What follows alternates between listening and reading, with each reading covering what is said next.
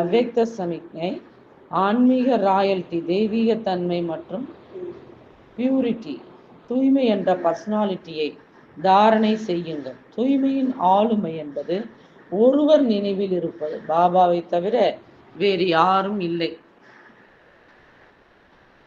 இந்த பிராமண வாழ்க்கையில் சம்பூர்ண நிலையை அடைவதற்கு இந்த ஏக்வரதா, ஒருவர் நினைவு என்ற பாடத்தில் உறுதியாக இருக்க வேண்டும்.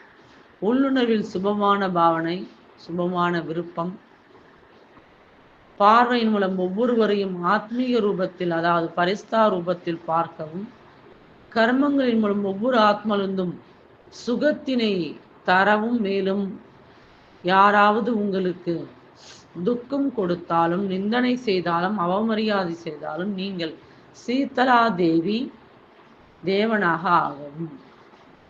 சாந்தி.